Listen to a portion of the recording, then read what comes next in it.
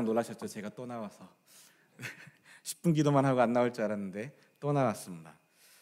담임 목사님께서 개인적인 사정이 있으셔서 오늘 오후에 연락을 주셨어요. 시간이 얼마 없지만 그래도 말씀을 부탁한다고 연락 주셔서요. 제가 잠을 확 깨고 말씀을 준비하고 이렇게 앞에 섰습니다. 그 전화를 받는 순간 잠이 확 깨더라고요. 그래서 오늘 데살로니가 후서, 데살로니가 전서를 작년 8월, 9월, 10월 3개월에 걸쳐서 데살로니가 전서를 우리가 살펴봤었고요. 이제 데살로니가 후서를 총 3장에 있는 후서를 오늘 그 1장을 함께 보도록 하겠습니다. 먼저 드라마 바이블로 함께 보시겠습니다. 안 넘어갑니다.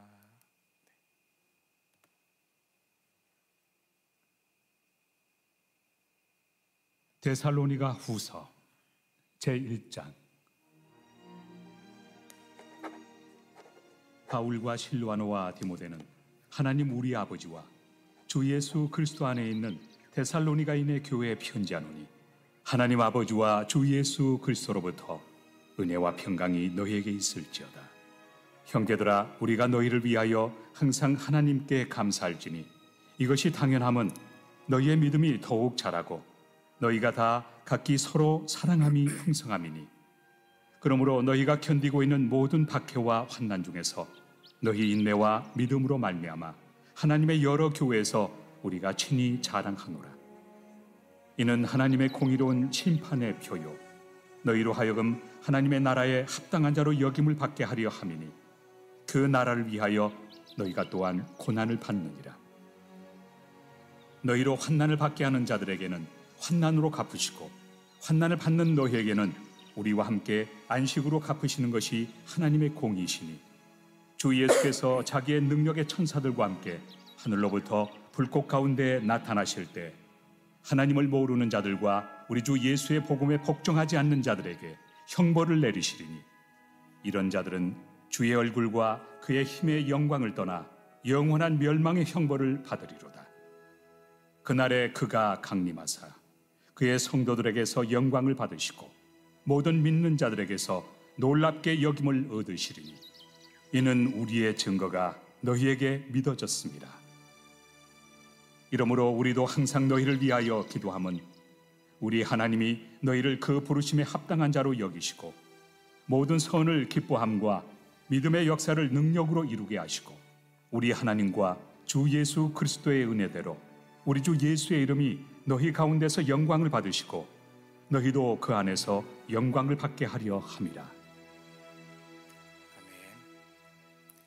자, 우리 혹시 이게 되나요? 두 개가 다 안 되나요, 지금? 네, 확인 부탁드립니다.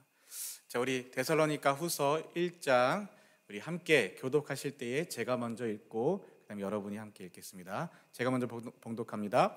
바울과 실루아노와 디모데는 하나님 우리 아버지와 주 예수 그리스도 안에 있는 데살로니가인의 교회에 편지하노니, 하나님 아버지와 주 예수 그리스도로부터 은혜와 평강이 너희에게 있을지어다.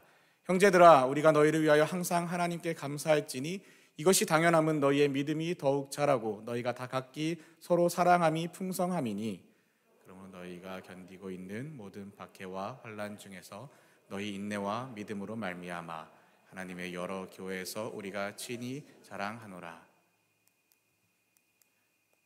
네, 두 개가 다 안 돼요. 네, 넘겨주십시오. 그냥. 이는 하나님의 공의로운 심판의 표요, 너희로 하여금 하나님의 나라에 합당한 자로 여김을 받게 하려 함이니, 그 나라를 위하여 너희가 또한 고난을 받느니라. 너희로 환난을 받게 하는 자들에게는 환난으로 갚으시고 환난을 받는 너희에게는 우리와 함께 안식으로 갚으시는 것이 하나님의 공의시니, 주 예수께서 자기의 능력의 천사들과 함께 하늘로부터 불꽃 가운데에 나타나실 때에 하나님을 모르는 자들과 우리 주 예수의 복음에 복종하지 않는 자들에게 형벌을 내리시리니, 이런 자들은 주의 얼굴과 그의 힘의 영광을 떠나 영원한 멸망의 형벌을 받으리로다. 그날에 그가 강림하사 그의 성도들에게 영광을 받으시고 모든 믿는 자들에게서 놀랍게 여김을 얻으시리니, 이는 우리의 증거가 너희에게 믿어졌음이라. 이러므로 우리도 항상 너희를 위하여 기도함은 우리 하나님이 너희를 그 부르심에 합당한 자로 여기시고 모든 선의 기뻐함과 믿음의 역사를 능력으로 이루게 하시고 우리 하나님과 주 예수 그리스도의 은혜대로 우리 주 예수의 이름이 너희 가운데서 영광을 받으시고 너희도 그 안에서 영광을 받게 하려 함이라. 아멘. 자, 리모컨이 되니까 되는 기념으로 한 번 더 읽겠습니다. 자, 이번 여러분께서 먼저 읽겠습니다. 시작. 바울과 실로아노와 디모데는 있는 데살로니가인의 교회에 편지하노니 하나님 아버지와 주 예수 그리스도로부터 은혜와 평강이 너희에게 있을지어다. 형제들아, 우리가 너희를 위하여 항상 하나님께 감사할지니 이것이 당연함은 너희의 믿음이 더욱 자라고 너희가 다 각기 서로 사랑함이 풍성함이니 이러므로 너희가 견디고 있는 모든 박해와 환난 중에서 너희 인내와 믿음으로 말미암아 하나님의 여러 교회에서 우리가 친히 자랑하노라. 이는 하나님의 공의로운 심판의 표요 너희로 하여금 하나님의 나라에 합당한 자로 여김을 받게 하려 함이니 그 나라를 위하여 너희가 또한 고난을 받느니라.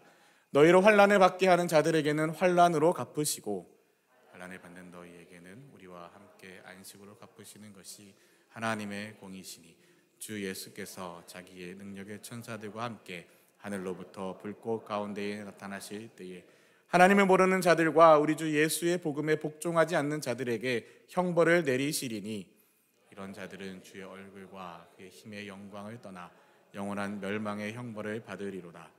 그날에 그가 강림하사 그의 성도들에게서 영광을 받으시고 모든 믿는 자들에게서 놀랍게 여김을 얻으시리니 이는 우리의 증거가 너희에게 믿어졌음이라.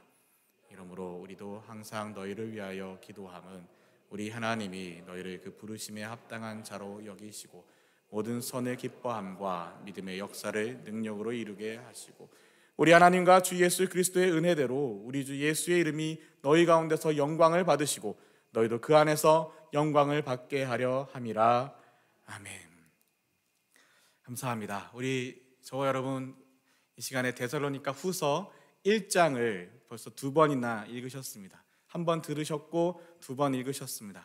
데살로니가 후서가 3장까지 있으니까 이 데살로니가 후서의 3분의 1을 다 읽으셨습니다. 3분의 2밖에 안 남았어요.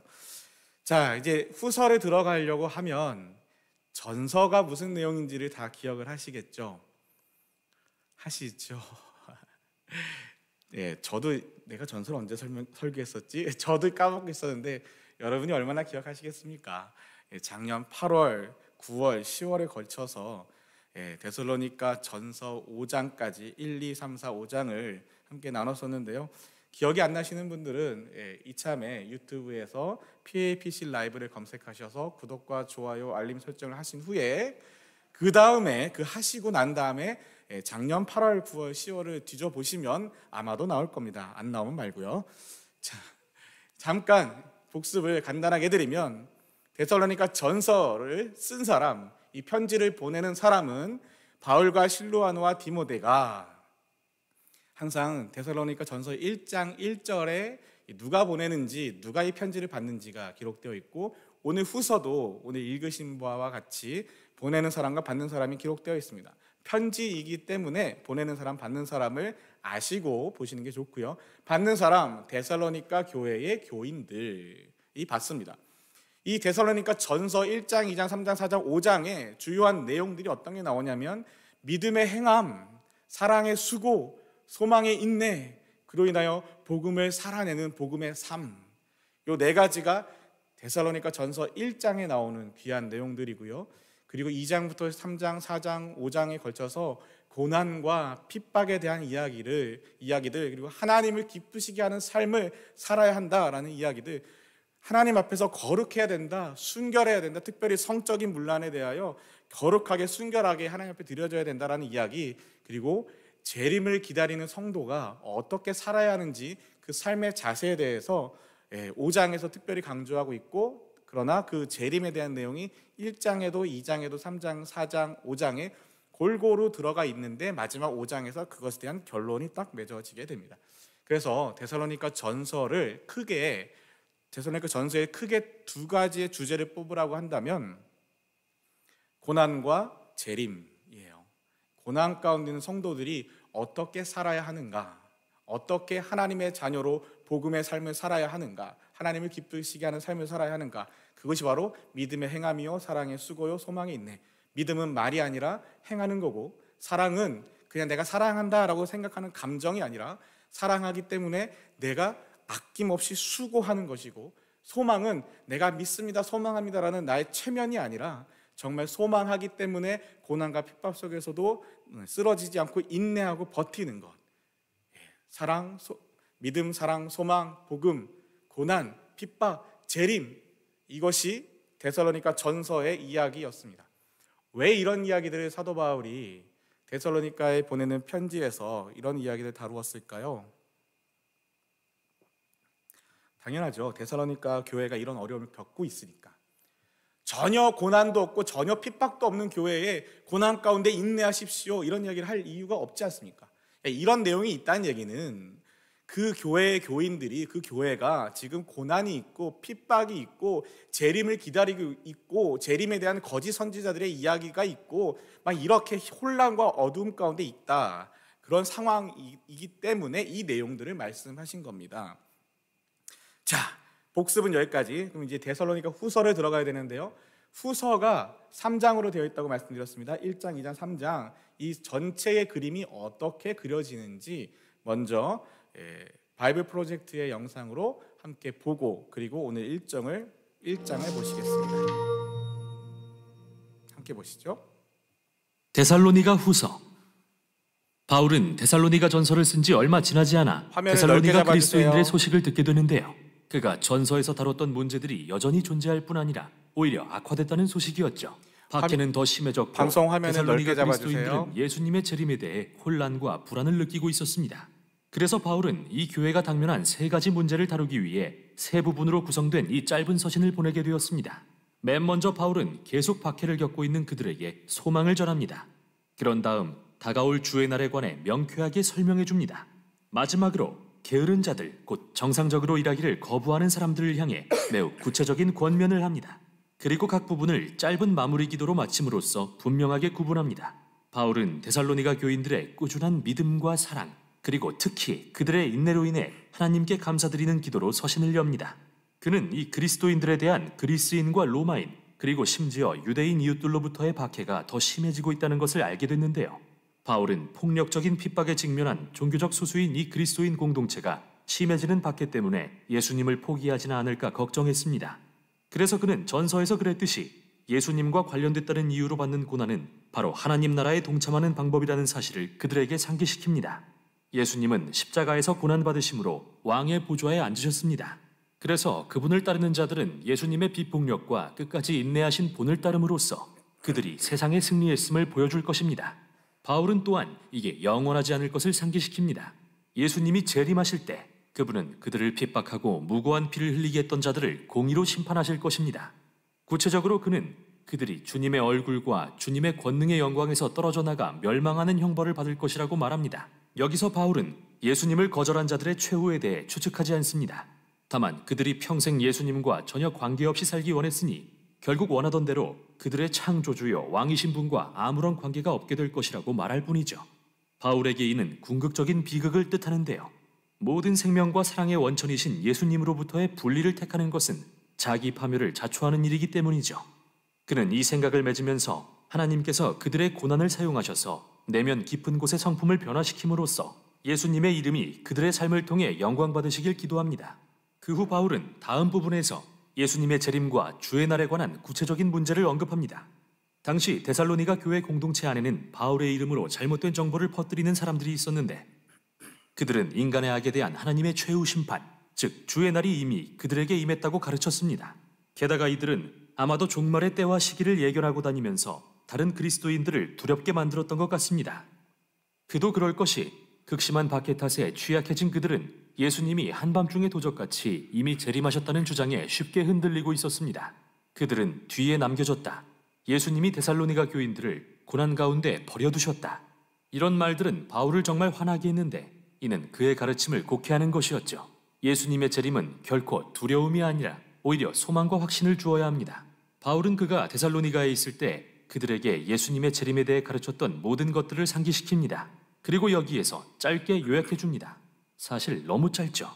이 문단은 해석상의 많은 의문과 문제들을 안고 있습니다. 그러나 분명한 것은 그가 이사야서와 다니엘서에 잘 알려진 주제를 인용해서 이 세상의 왕국들이 느부갓네살 왕이나 과거 북방 왕처럼 하나님께 거역하는 통치자들을 계속 만들어낼 것이라고 말한다는 것이죠. 이 지도자들은 자신에게 신적 권위를 부여했는데요. 바울은 이 고대 왕들과 예언들에는 특정 이미지와 반복되는 양식이 있으며 당시 로마 황제인 칼리굴라와 네로를 통해 성취되고 있다고 여겼습니다. 또한 미래에 다시 반복될 것이라고 예상했습니다. 인류의 역사는 악 그 자체에 힘을 입어 하나님께 반역하는 통치자의 출현으로 절정에 이를 것이며 그는 하나님의 세상에 대대적인 폭력과 파괴를 초래하지만 영원히 서지는 못할 것입니다. 예수님이 재림하실 때 그분은 이 반역자와 악을 저지른 모든 사람을 대적하시고 그분의 백성을 구원하실 것입니다. 여기서 바울의 핵심은 후대의 독자들에게 종말론적인 추측을 부추기는 것이 아니라 오히려 데살로니가 교인들을 위로하려는 것입니다. 그는 마가복음 13장에서 예수님이 그분의 재림에 앞서 일어날 일들은 숨김없이 뚜렷하게 드러날 거라고 가르치셨던 것을 상기시킵니다. 그러므로 두려워하거나 뒤에 남겨졌다고 걱정할 게 아니라 오히려 예수님이 그들을 구원하러 다시 오실 때까지 믿음을 지켜야 합니다. 그래서 그는 끝으로 예수님과 하나님 아버지께서 데살로니가 교인들을 위로하시고 예수님이 가신 길을 믿음으로 따르도록 굳세게 해주시라고 기도한 후 마지막 주제로 넘어갑니다. 바로 게으른 자들을 향한 권면인데요.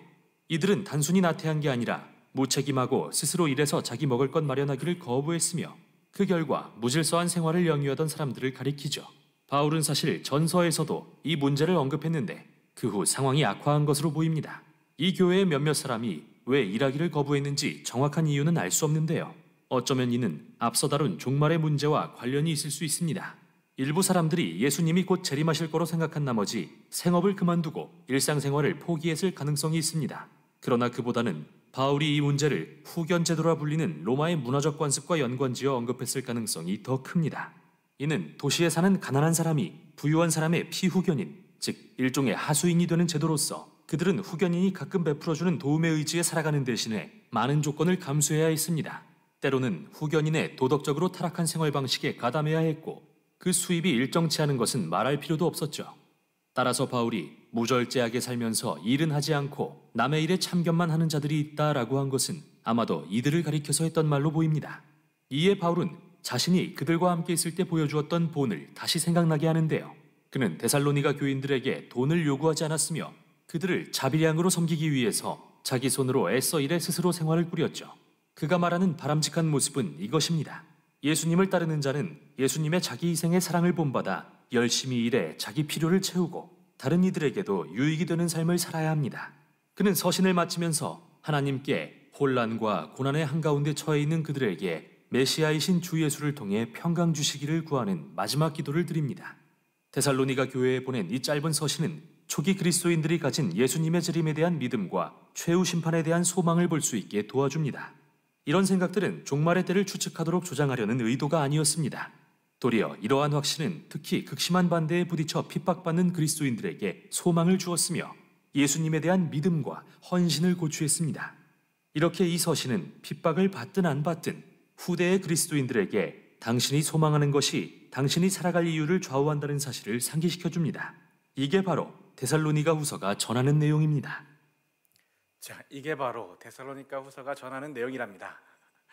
자, 이해되시죠? 그림이 그려지십니까? 크게 세 가지 1장, 2장, 3장을 통해서 이 이야기, 고난과 핍박이 더 심각해진 데살로니가 교회에 주님이 도대체 언제 오시냐? 고난과 핍박이 심각해지고 더 심해질수록 주님이 빨리 오시기를 소망하게 되지 않겠습니까? 그런데 주님이 기다려도 안 오는 것 같으니까 주님 벌써 오신 거 아니야? 우리 벌써 버리신 거 아니야? 왔다 가신 거 아니야? 이런 이야기들을 하면서 재림에 대한 잘못된 이야기들, 그리고 그 와중에 게으른 사람들, 이런 이야기들을 데살로니가 후서에서 다루고 계십니다. 자, 오늘 이제 말씀을 보게 되면 1장입니다. 1장 1절 쉬운 성경 버전이에요. 바울과 실로아노와 디모데, 우리 데살로니가 전서와 똑같이 바울과 실로아노와 디모데, 바울과 실로아노가 신라이고요. 바울과 신라와 디모데, 실로아노와 디모데가 데살로니가 교회에 편지합니다. 이제 보내는 사람과 받는 사람 이름이 나와 있지요. 그러면서 데살로니가 전서에도 그렇고 바울의 다른 여러 편지에도 그렇고 바울이 즐겨 사용하는 이 인사말 하나님 아버지와 주 예수 그리스도의 은혜와 평강이, 쉬운 성경에는 평화로 번역했는데요, 하나님의 예수 그리스도의 은혜와 평강, 예수 그리스도의 은혜와 평화가 여러분에게 가득하기를 빕니다. 매번 반복되기 때문에 그냥 늘 하는 말이겠지 하고 넘어갈 수도 있고요, 또 매번 반복한다는 얘기는 그것이 그 사람의 진짜 진심인 거죠. 정말 그렇게 되기를 바라는 마음, 정말 예수 그리스도의 은혜, 예수 그리스도의 평화가 우리 가운데 있기를 소망하는 그 마음. 어쨌든 이렇게 1절과 2절이 인사말로 시작이 됩니다. 그리고 나서 이 3절부터 본격적으로 이야기를 하기 시작하시는데요, 우리는 여러분을 생각할 때마다 하나님께 늘 감사드립니다. 여러분의 믿음이 더욱더 자라고 서로에 대한 사랑도 점점 커가고 있다고 하니 하나님께 감사드리는 그것은 당연한 일입니다. 여러분, 여기에 믿음, 사랑, 감사라는 단어가 나오고 있어요. 근데 표현을 잘 보십시오. 여러분의 믿음이 더욱더 자라고. 믿음은 어느 분을 향한 겁니까? 믿음은 하나님을 향한 거죠. 믿음이라는 건 하나님과 나와의 관계입니다. 하나님 그리고 나, 하나님 앞에서의 나의 믿음, 하나님을 향한 나의 믿음, 하나님과 나와의 관계 속에서 그 믿음이 더욱더 자라간다. 그리고 두 번째, 사랑을 이야기하는데 사랑 앞에 뭐가 붙어요? 서로에 대한 사랑. 사랑은 이웃에 대한, 사람에 대한 이야기입니다. 믿음이 하나님에 대한 것이고 사랑은 이웃에 대한 것. 하나님에 대한 믿음, 이웃에 대한 사랑. 보이십니까? 이 그림이. 믿음이, 하나님을 향한 믿음이 더욱더 자라고 이웃에 대한, 서로에 대한 사랑도 점점 커가고 있다고 하니 하나님께 감사드리는 것이 당연하다는 거죠. 마땅하다는 겁니다. 이런 이야기, 이런 말들 들어보신 적 있으실 거예요. 사람은 믿음의 대상이 아니라 사랑의 대상이다. 이런 말 들어보신 적 있으시죠? 꽤나 유명해서 많은 분들이 사용하시더라고요. 그렇죠. 사람은 믿을 만한 대상이 못 됩니다. 당장 여러분 자신을 여러분 믿을 수 있습니까? 내가 내 자신을 믿을 수 있습니까? 만약 내가 내 자신을 그렇게 믿고 신뢰할 수 있다면 세상에 작심삼일이란 말도 없을 거예요. 작심삼일이 왜 나왔어요? 내가 내 작심을 하고 결심하고 결단했는데 그 결단과 작심이 3일밖에 안 가서 무너지고 못 지키고 하는 거. 나도 나를 못 믿는다는 거예요. 여러분, 제가 몇 번 말씀드렸지만 내 마음만큼 내 마음대로 안 되는 게 또 없습니다. 내 마음인데 내 마음대로 안 돼요. 정말 내 마음이 내 마음대로 될 수 있다면 저는 정말 굉장히 거룩한 사람, 굉장히 멋있는 사람, 제가 상상하는 굉장히 이상적인 사람이 되겠을까? 모르겠습니다. 근데 내 마음이 내 마음대로 안 되니까 내가 부드럽게 말해야지 하다가도 괜히 욱 하게 되고, 내가 사랑해야지 하는데 사랑이 안 되고, 내가 용서해야지 되는데 내 마음은 용서해야지라고 생각했는데 내 마음이 내 마음을 안 따라줘서 용서가 안 되고, 내가 예배 시간에 졸지 않아야지 결단을 했는데 자꾸 졸고 잘 안 돼요. 내 마음이요, 내 마음대로 잘 안 돼요. 내 마음도 내 마음대로 못 하는데, 내가 나도 신뢰 못 하는데 내가 누구를 신뢰할 수 있겠습니까? 사람은 믿음의 대상이 아니라 사랑해야 할 대상입니다. 사랑해야 할 대상.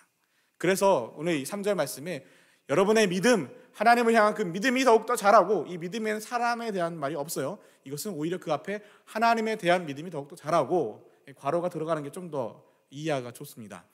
근데 서로에 대한 사랑이 점점 더 커가고 있다고 하니 그것이 감사하다는 거죠. 사랑하는 여러분, 여러분은 무엇을 믿으시고 무엇을 사랑하십니까? 누구를 믿으시고 누구를 사랑하십니까? 때때로 부모된 우리가 우리의 자녀를 사랑해야 하는데 자녀를 믿고 계시지는 않습니까? 하나님을 믿고 신뢰하고 소망해야 되는데 그저 하나님 앞에는 나 사랑해달라고, 제발 사랑해달라고, 내가 원하는 거 좀 달라고, 나 이거 갖고 싶다고 떼쓰고, 신앙의 연륜이 10년, 20년, 30년 되고 집사, 권사, 장로, 목사를 받아도 여전히 어린아이처럼 하나님 앞에 떼쓰고 울고불고 하면서 내가 원하는 거 안 들어주면, 내 기도 응답 안 해주시면 하나님 그러면 나 안 믿겠다고 막 협박하고 하나님 앞에 그런 믿음을 여전히 살고 있지는 않습니까? 우리의 믿음이 깊어진다는 것, 자란다는 것, 우리의 사랑이 커진다는 것, 어디에 대해서요? 이웃에 대해서. 어디에 대한 믿음이요? 하나님에 대해서. 헷갈리시면 안 됩니다. 바뀌시면 안 됩니다. 잘 기억하셔서 그래서 하나님께 감사드리는 저와 여러분 됐으면 좋겠습니다.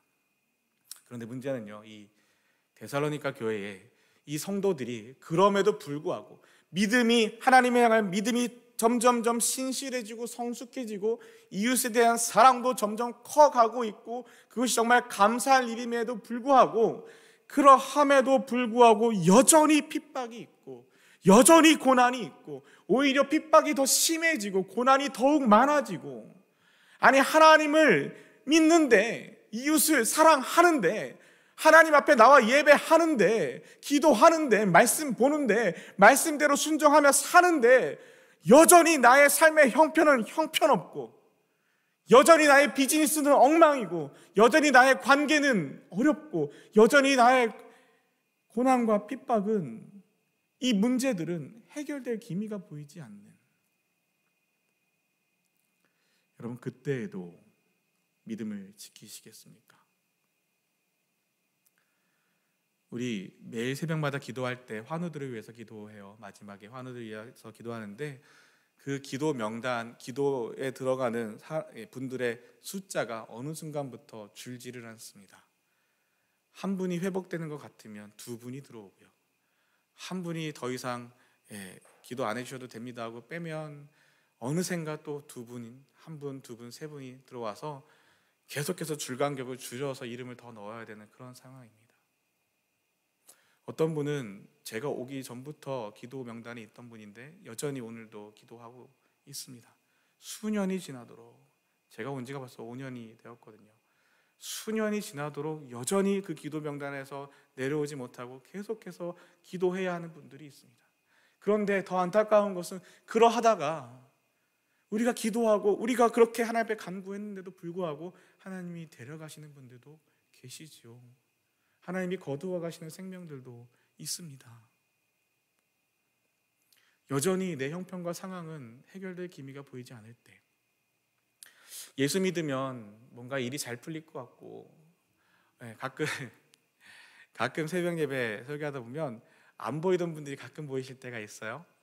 안 보이던 청년들도 가끔 보일 때가 있어요. 그러면 이게 마음이 철렁해요. 제가 왜 나왔지? 아니 예배 나왔는데 갑자기 제가 마음이 철렁하다니까, 이게 말이 이상하죠. 예배를 나왔는데, 새벽 예배를 나왔는데 마음이 철렁해요. 무슨 일일까? 뭔 일일까? 왜 그럴까요? 뭐가 일이 있을 때만 나오니까, 뭔가 문제가 있을 때만 나오니까, 뭔가 시험을 앞두고 있거나, 아니면 프로모션 진급을 앞두고 있거나, 아니면 뭔가 이직을 준비하고 있거나, 아니면 뭔가 결혼을 준비하고 있거나, 뭔가 자기 삶의 어떤 결정과 선택과 큰 일, 큰 사건을 앞두고, 혹은 그런 고난과 어려움을 앞두고 그런 것이 있을 때만 예배하고, 그런 것이 있을 때만 나오고 하니까 뭐 나오면 걱정이 되는 거예요. 근데 여러분들은 걱정을 안 합니다. 늘 나오시는 분들, 늘 뵙는 얼굴이기 때문에 걱정을 안 해도 되겠죠. 그런데 그렇습니다. 예수 믿으면 뭔가 그런 문제들이 해결될 것 같고, 기도하면 뭔가 문제가 있고 어려움이 있고 선택을 해야 될, 결정해야 될 때 기도하면, 그때만 이렇게 기도하면 그 문제가 해결될 것 같고, 내 삶이 좀 평안해질 것 같고, 예수 믿으면 뭔가 어려움도 없어지고, 이 경제적인 어려움에서도 조금 넉넉해지고, 사회적인 어려움에서도 뭔가 회복되고 뭐 이럴 것 같은데, 아니요, 예수 믿는다고 해서 달라지지 않습니다. 안타까운 소식입니다. 예수 믿는다고 해서 내 삶의 형편이 달라지는 것이 아니라, 예수를 믿으면 그 삶의 형편을 바라보는 나의 시각이 달라집니다. 예수를 믿지 않는 상황에서는 문제와 상황과 형편과 어려움과 고난과 핍박을, 그 힘든 상황, 경제적인 어려움을 바라보며 좌절하고 절망하고 이걸 어떻게 해결할 수 있을까 하고 이거를 도와줄 수 있는 사람을 찾아다니고, 아까 앞에서 말씀드렸죠. 사람은 믿음의 대상이 아니라 사랑의 대상입니다. 그런데도 그 사람을 믿음으로 저 사람이 나를 도와줄 수 있을 거야, 저 사람이 나를 구원해 줄 수 있을 거야, 저 사람이 뭔가 나에게 도움이 될 거야 하고 사람을 믿음의 대상으로 쫓아다니는 것이 예수를 믿지 않는 사람의 모습이라면, 믿기 전의 모습이라면, 예수를 믿고 난 이후에는 고난과 어려움과 힘든 일이 있을 때 그것에 매몰되는 것이 아니라 그 문제를 십자가 앞에 내려놓고 하나님 앞에 내어드리고, 하나님, 내 상황이 이렇습니다, 하나님, 내 형편이 이것밖에 안 됩니다, 하나님, 나에게 이런 어려움이 있습니다, 어떻게 하면 좋겠습니까?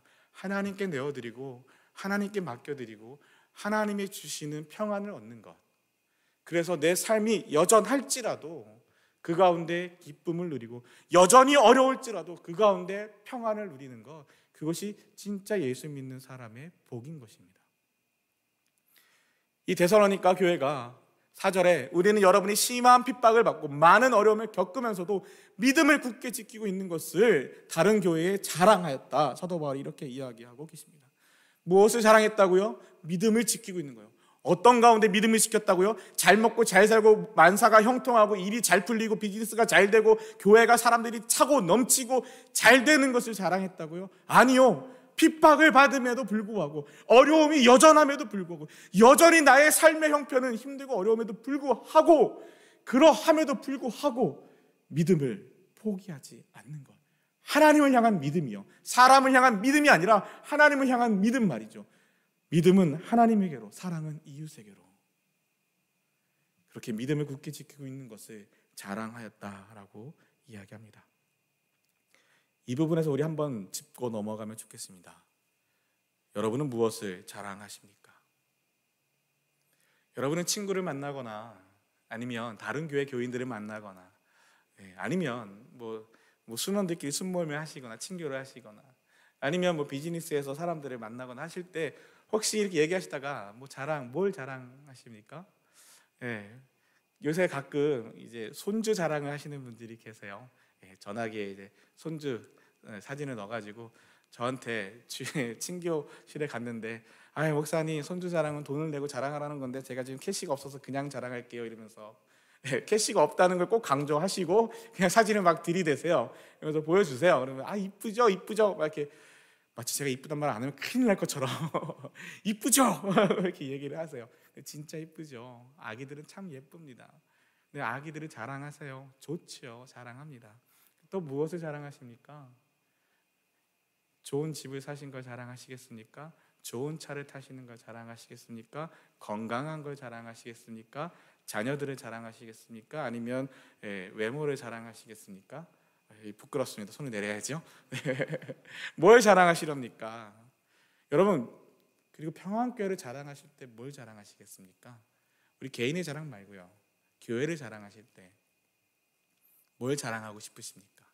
혹은 뭘 자랑하십니까? 예쁜 오래된 역사와 전통을 간직한 건물을 자랑하시렵니까? 아니면 안경을 안 써도 되는 선명한 LED 스크린을 자랑하시겠습니까? 뭘 자랑하시겠습니까? 사도 바울이 이야기해요. 믿음을 굳게 지키는 것을 자랑한다고. 누굴 향한 믿음이요? 하나님을 향한 믿음. 저와 여러분이 우리 교회를 자랑하고 우리의 가족을 자랑하고 나를 드러낼 때 다른 것 말고 하나님을 향한 우리의 믿음, 이웃을 향한 우리의 사랑, 그거 자랑할 수 있으면 참 좋겠습니다. 우리 교회가 그런 거 자랑할 수 있는 교회였으면 좋겠습니다.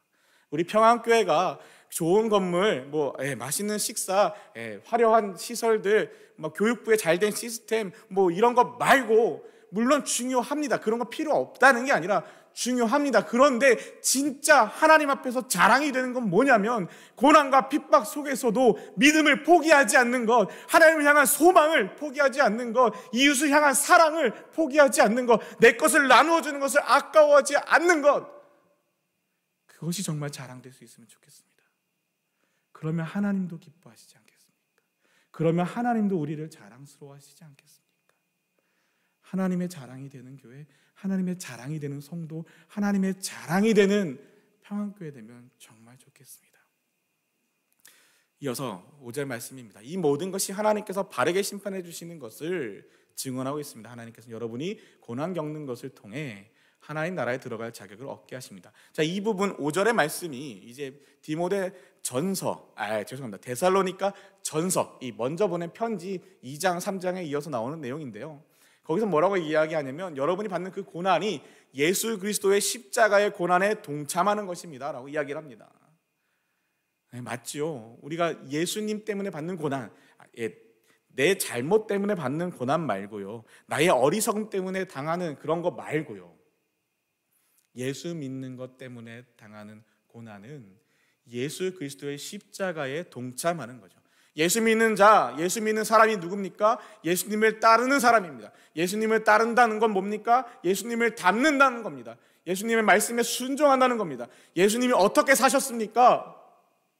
마침내 십자가를 지고 골고다 언덕을 오르셨습니다. 그리고 십자가에 오르셔서 그 모든 피와 물을 쏟으시고 마지막 숨을 내쉬고 우리에게 생명을 주셨습니다.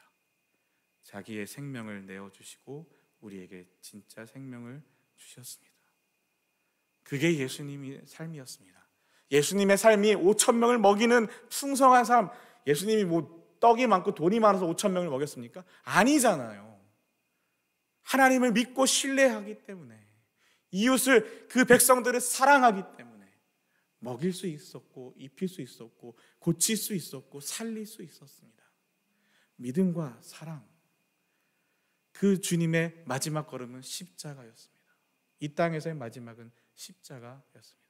그럼 예수 믿는 사람은 어떻게 살아야 돼요? 예수 믿는다는 건 뭐예요? 예수님을 따르는 것, 예수님을 닮아가는 것. 그러면 어떻게 닮고 어떻게 따라가야 돼요?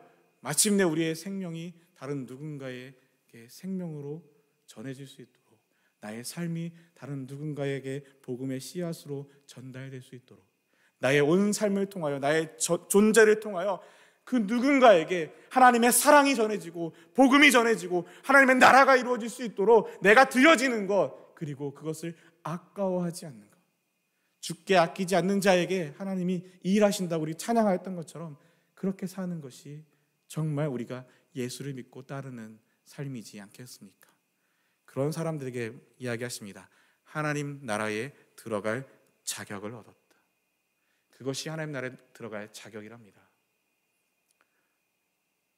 예배 안 빠지는 것 중요합니다. 근데 예배를 안 빠지는 것에서 끝나면 별로 안 중요합니다. 예배 드리고 기도하는 것 중요합니다. 베이직입니다. 기본 중에 기본입니다. 근데 기본에서 끝나면 안 됩니다.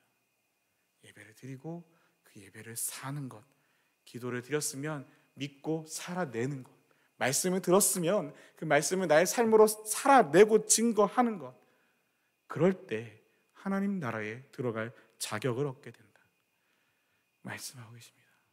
여러분, 하나님 나라에 들어가셔야 하지 않겠습니까? 저도 소망하고 여러분도 소망하고 예수 믿는 누구나 다 소망하는 것이 우리가 하나님 나라에 들어가기를 소망하지 않습니까? 그런데 하나님 나라에 들어가는 것이 바로 이런 하나님 향한 믿음, 그리고 이웃을 향한 사랑, 그것이 우리의 삶 가운데 이루어지고 실천되고 있다면 어쩌면 그 사람은 이미 이 땅 가운데서 하나님 나라를 맛보며 살아가고 있는 것일 겁니다. 이미 그 사람을 통하여 하나님의 나라가 이 땅 가운데 이루어지고 있으며 이 땅을 살지만 천국을 누리며 살아가고 있는 인생일 수도 있습니다. 저와 여러분이 그런 인생이 되면 참 좋겠습니다. 이 땅을 살지만, 이 땅 가운데 있지만 하나님 나라를 맛보고 하나님 나라를 이루고 하나님 나라의 그 기쁨을 누리며 사는 삶, 그것이 우리 평안교회 모든 성도님들의 삶이기를 소망합니다. 뒤에 말씀들을 잠깐 보겠습니다. 6절, 7절, 8절에 보면 또 이렇게 그 데살로니가 교회를 핍박하고 고난을 주는 이 사람들에 대하여 사도 바울이 이야기합니다. 하나님께서 그대로 갚으십니다. 하나님께서 평안해 주실 것입니다. 하나님께서 벌하실 겁니다. 그 사람들에게는 하나님께서 갚으시고 하나님께서 벌하시고 또한 그 고통 가운데 있는 여러분에게는 하나님께서 평안해 주실 것입니다. 자, 여기서 중요한 거는 바로 저거예요. 하나님께서 그들에게 복수하시고 갚으시는 게 누구냐고요? 하나님이 나에게 권능을 주셔서, 나에게 힘을 주셔서, 돈을 주셔서, 권력을 주셔서 내가 무슨 권력자가 되어서 그들을 짓밟고 복수하는 것이 아니라 하나님이 갚으신답니다. 하나님이 벌 주신답니다. 그리고 나를 위로하시고 나에게 평안을 주시는 것도 하나님이십니다. 중요한 건 갚으시고 벌하시고 평안을 주시는 것, 이 모든 것을 누가 하시는 거냐면 하나님. 내가 하는 게 아니라 하나님이 하신다고요. 그런데 우리는 어때요? 내가 하고 싶어요. 내 마음에 이렇게 바늘을 찌른 사람은 내가 가서 비수를 찔러주고 싶고, 내 눈을 멍들게 한 사람은 그 사람 눈에 피눈물이 나게 해주고 싶고, 이게 사람의, 저처럼 못난 사람들의 마음이죠. 근데 아니요, 내가 하는 게 아니라 하나님이 하신다는 겁니다. 그럼 우리는 뭐 해야 돼요? 기도해야죠. 그걸 하나님 앞에 내려놔야죠. 그리고 하나님 안에서 주시는 평안을 받아 누리시면 됩니다. 그들은 영원히 멸망해서 주님과 가까이 있을 수도 없고 그분의 크신 영광을 볼 수도 없게 될 것입니다 라고 이제 이야기하시고 나서 10절, 11절, 12절에 이렇게 또한 말씀을 하십니다. 주 예수님께서 오실 그날, 재림의 이야기를 여기서 담고 있어요. 아까 데살로니가 전서에서는 이야기들이 1장, 2장, 3장, 4장, 5장에 걸쳐서 이렇게 분포되어 있거나 중간중간에 중요한 이야기들이 들어가 있다면, 오늘 이 1장에서부터 고난에 대한 이야기, 핍박에 대한 이야기, 믿음에 대한 이야기, 사랑에 대한 이야기, 그리고 재림에 대한 이야기까지 다 다루고 계십니다. 편지가 짧아서 그럴 것 같아요. 10절 말씀, 주 예수님께서 오실 그날 이 모든 일이 이루어질 것이며, 앞에 이야기했던 갚으시고 벌 주시고 평안을 주시고 하는 것이 주님이 오시면 이루어질 일이다. 그것을 소망하며 인내하며 믿음으로 살아내라 라고 이야기하시는 거죠. 우리 주님은 주님을 찬양하는 거룩한 백성에게 영광을 받으실 것입니다. 여러분도 우리가 전한 복음을 믿었으니 주님을 높여드리는 무리 안에 속하게 될 것입니다. 우리는 여러분을 위해 항상 기도합니다. 여러분을 부르신 하나님의 뜻대로 믿음 안에서 그분의 능력을 힘입어 더욱더 선한 일을 많이 할 수 있도록 기도합니다. 이 데살로니가 교회 교인들을 위하여 핍박과 고난과 어려움과 혼란함과 그 힘든 상황 가운데서 여전히 하나님을 향한 믿음과 사랑을 지키며 이웃을 향한 사랑을 지키며 살아가고 있는 이들에게 사도 바울이 그들을 향하여 매일 기도합니다. 항상 기도합니다. 우리가 여러분을 응원하며 기도합니다 하며 기도하는 내용이 뭐냐면, 여러분을 부르신 하나님의 뜻대로. 무슨 말입니까? 하나님이 여러분을 부르셨습니다. 여러분의 삶은 여러분의 마음대로가 사는 것이 아니라 하나님의 뜻대로 살아야 되는 겁니다. 우리의 삶은 내 마음대로 내 욕심대로 살 것이 아니라 우리를 부르신 하나님의 뜻대로, 하나님의 뜻대로 우리를 부르셨으니 우리가 하나님의 뜻대로 살아가야 하는 것이 마땅한 삶이다라는 거죠. 우리 여러분을 부르신 하나님의 뜻대로 믿음 안에서 그분의 능력을 힘입어, 하나님의 능력을 힘입어 가서 날 때린 사람을 복수하고 가서 나 놀린 사람한테 놀려주고, 이게 아니라 그분의 능력을 힘입어, 하나님의 능력을 힘입어 더욱더 선한 일을 많이 할 수 있도록. 아니, 여러분을 부르신 하나님의 뜻대로 믿음 안에서 그분의 능력을 힘입어 더욱더 열심히 모여 금식하고 기도할 수 있도록 이라고 하신 것도 아니고, 더욱더 하나님을 목소리 높여 모기시도로 찬양하도록 도 아니고, 그분의 능력을 힘입어 더욱더 네가 세상에 1등이 되라 라고 하시는 것도 아니고, 하나님의 뜻대로 믿음 안에서 그분의 능력을 힘입어 더욱더 선한 일을 많이 할 수 있기를 기도합니다. 선한 일을 하기를 기도한답니다. 하나님 우리에게 무엇을 기대하실까요? 저와 여러분, 우리 평안교회에 하나님이 기대하시는 것은 뭘까요? 우리가 하나님의 뜻대로 믿음 안에서 하나님의 능력을 힘입어 더욱더 선한 일을 많이 할 수 있도록. 저는 이것을 이렇게 받아들였습니다. 하나님을 사랑하고 이웃을 사랑하라 하셨던 예수님의 그 말씀처럼 더욱더 이웃을 사랑할 수 있도록. 선한 일을 누구한테 할 수 있겠어요? 하나님한테 선한 일을 할 수 있나요? 하나님 자체가 선이신데 우리가 아무리 선한 일을 한들 하나님 앞에서 그게 무슨 얼마나 선하고 대단한 일이겠습니까? 선한 일을 한다는 것, 그것은 하나님의 뜻대로 사는 것, 그것은 우리의 이웃들에게 향하여, 사람들을 향하여 나누고 베풀고 사랑하는 것. 믿는 것이 아니라, 믿고 소망하는 것이 아니라, 믿음과 소망은 하나님께, 사랑은 이웃을 향하여. 선한 일을 많이 할 수 있도록 그것을 위하여 기도하신답니다. 우리 교회가 그렇게 나갔으면 참 좋겠습니다. 12절이에요. 그렇게 되면, 어떻게 되면요, 앞에 11절에 말씀하신 것처럼 여러분을 부르신 하나님의 뜻대로 믿음 안에서 그 능력을 힘입어 더욱더 선한 일을 많이 하게 되면, 그 기도하는 바가 이루어지면 우리 주 예수 그리스도의 이름이 여러분을 통해 영광을 받고, 우리가 우리의 이웃들에게 선을 베풀고 사랑을 베풀고 나누고 함께 드려질 때에 그것을 통하여 예수 그리스도의 이름이 영광을 받으신답니다.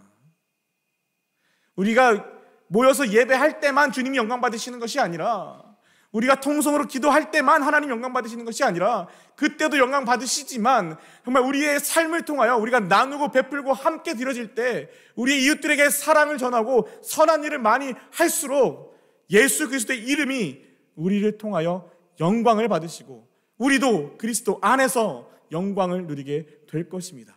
이것이 하나님과 주 예수 그리스도의 은혜로 이루어지는 것입니다. 이것이 은혜랍니다. 내가 잘 먹고 잘 사는 게 은혜가 아니라 나를 통하여 하나님이 영광 받으시고, 나의 삶을 통하여 하나님의 이름이 높임을 받으시고, 나의 삶을 통하여, 나의 인생을 통하여 예수 그리스도의 이름이 영광을 받으시고 나도 그 영광에 동참하게 되는 것, 그것이 바로 그리스도의 은혜랍니다. 은혜, 모든 것이 하나님의 은혜.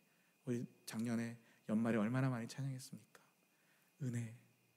하나님이 내 삶의 형편을 돌아보시는 것도 은혜이지만 나를 통하여 하나님이 영광 받으시는 것, 그것이 진짜 은혜이지 않겠습니까? 그보다 더 큰 은혜가 어디 있겠습니까?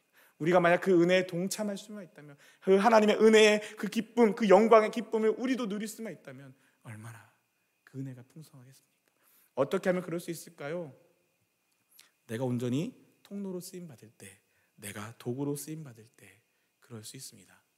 내가 했다고, 내가 이렇게 했다고, 사람들 앞에서 이름을 내고 박수 받기를 좋아하고 내 이름이 드러나기를 좋아하고 내가 사람들 앞에서 우쭐대기를 좋아하면, 그러면 그리스도의 이름이 영광을 받으실 일도 없고, 그러면 내가 그 영광에 동참할 수도 없습니다. 내가 가리워지고 내 이름이 드러나지 않고 내가 감추어지고 내가 사라질 때, 온전히 그 통로로 쓰임을 받고 나는 사라져버릴 때, 내가 감추어질 때 드러나는 분이 바로 예수 그리스도이고, 드러나는 분이 바로 하나님이시고, 드러나는 분이 바로 그 영광을 받으실 예수 그리스도의 이름. 그래서 온전히 우리를 통하여 하나님이 영광 받으시고, 그 하나님의 영광 받으시는 그 영광에 우리도 기쁨으로 동참하게 되는 것입니다. 내 이름이 드러나면 주님의 이름이 드러날 수가 없습니다. 내 이름이 감추어져야 주님이 드러날 수 있습니다. 사랑하는 저와 여러분, 우리 이 시간 이 데살로니가 후서 1장의 말씀을 통하여 기억하십시오. 믿음, 누구를 향하여? 하나님을 향하여. 사랑, 누구를 향하여? 이웃을 향하여. 그것이 고난과 핍박과 어려움 속에서도 그 믿음을 포기하지 않고 믿음과 사랑의 삶을 살아낼 때, 더욱 그것을 선한 일을 많이 하며 그렇게 살아갈 때, 그것이 또한 우리가 하늘나라에 들어갈 자격을 얻게 되는 것이고, 그것이 또한 하나님께서 예수 그리스도의 이름이 영광을 받으시고, 그리고 우리도 그 영광에 동참하는 비결입니다. 그것이 바로 은혜입니다. 오늘 이 데살로니가 후서 1장을 통한 이 은혜가 저와 여러분 우리 모두 가운데 충만히 임하기를, 또한 온라인으로 예배드리시는 분들 여러분에게도 이 은혜가 함께 임하기를 주님의 이름으로 축원합니다. 우리 이 시간 함께 기도하실 텐데요, 함께 한 가지 놓고 기도하면 좋겠습니다. 하나님 정말 나의 어리석음과 나의 악함 때문에 받는 그런 어려움 말고요, 하나님을 향한 믿음과 이웃을 향한 사랑 때문에, 예수 믿는 것 때문에, 복음 때문에 하나님 내가 손해보고 오해받고 때때로 고난과 어려움이 있을지라도, 하나님 나의 삶이 내 마음대로 사는 삶, 내 욕심대로 사는 삶, 내가 하고 싶은 거 이루며 사는 것이 은혜입니다 라고 고백하는 거 말고, 내가 욕망하고 내가 욕심 부리는 것이, 그것이 이루어지고 내게 주어지는 것이 은혜입니다 하고 그거 자랑하는 인생 말고, 하나님 자랑하는 인생 되게 해 주시옵소서. 힘들어도 어려워도 포기하지 않고, 하나님 마음이 힘든 힘들고 어려워도 내 삶의 형편이 여전하여도 그러함에도 불구하고 하나님 향한 믿음을 붙들고 나아가는 하나님의 사람들, 내 마음대로 내 뜻대로가 아니라 나의 삶을 통하여 하나님의 뜻이 이루어지기를 원합니다. 나의 인생을 통하여 하나님의 이름이 영광 받으시길 원합니다. 그것을 소망하며 살아가는 하나님의 사람들 되게 하여 주시옵소서. 우리 함께 소망하며 함께 기도하겠습니다.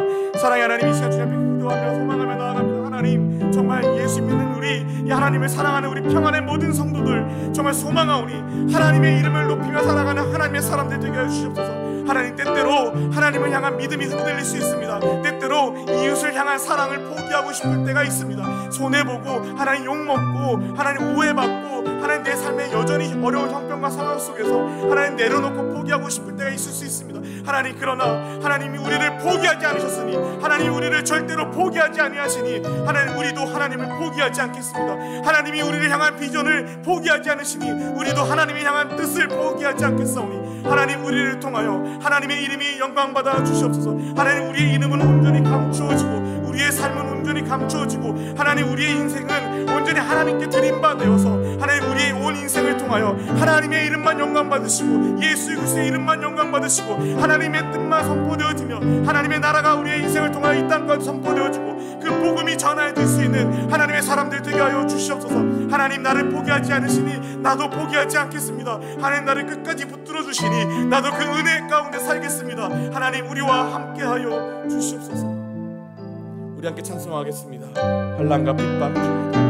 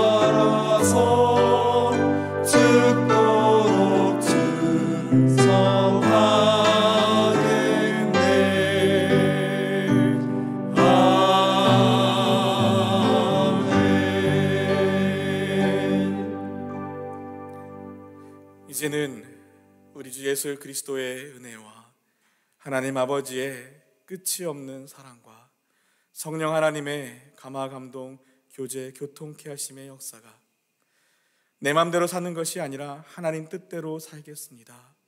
내 욕심과 욕망을 쫓아 사는 것이 아니라 하나님의 말씀 앞에 순종하며 살겠습니다. 하나님을 믿고 소망하며 이웃을 사랑하며 살겠습니다. 고백하며 하나님을 향한 믿음과 이웃을 향한 사랑을 삶으로 살아내기로 작정하는, 예배하는 한 사람 한 사람 머리 위에, 그 가정과 자녀와 일터와 학업 위에 이제로부터 영원히 함께 하시기를 간절히 축원하옵나이다. 아멘.